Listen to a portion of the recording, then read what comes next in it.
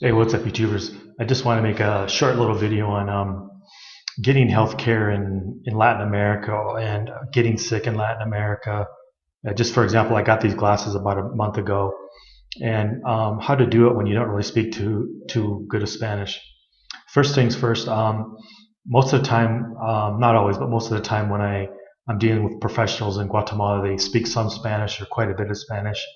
I mean, pardon me, they speak quite a bit of English, and they speak it usually pretty well. Now, that's not always the case, but generally speaking, it's been the norm for me, at least in Central America and Guatemala.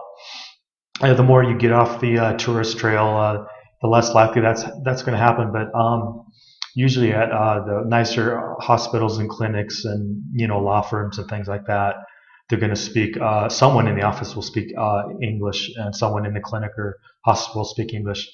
Just as an example, just for people who don't know, I had like a problem right here. I had to get some stitches in my forehead.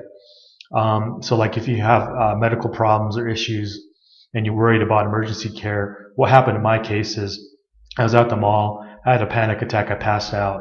I fell down and I cut my forehead. So anyways, what happened was it was in the mall. People were very nice. They helped me go to the hospital. The closest hospital I was able to get to was a public hospital, which is free. You don't have to pay for it. And there's no problem. I got in. And the doctor there was a young guy, spoke English, sewed me up, and away I went.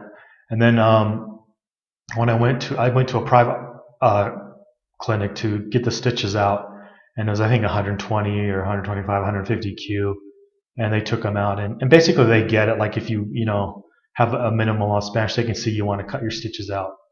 Anyways, when I broke my glasses, I had to get a new pair, and just an example, this pair cost me about 160, and I was looking at a cheaper pair for like 60 or 70, $80.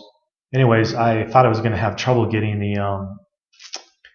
the prescription. It wasn't really a problem. Even with not a lot of Spanish, they kind of get, you can't see very well.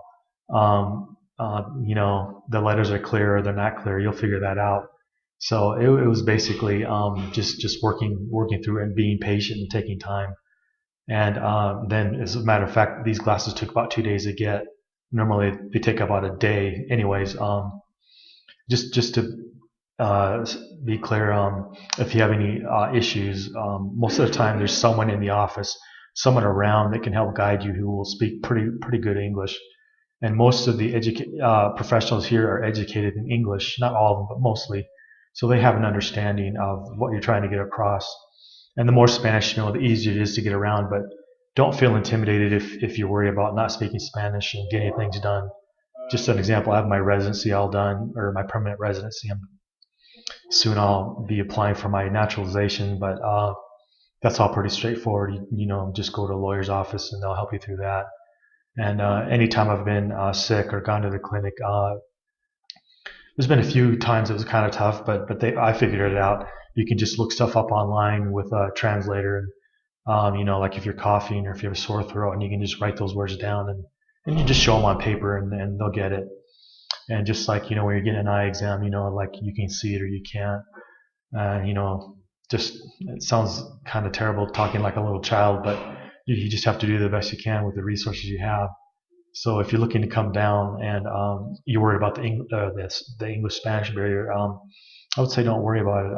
Just study Spanish, do the best you can, and realize that in a lot of these situations, there's a professional available. There's quite a few that speak English, and they're glad to help. That's what's kind of interesting. And usually people want to talk to you in English, and they want to help you. So it can be sometimes tough to learn Spanish, but anyways, that's what I've done over the last few years I've been down here. Thanks.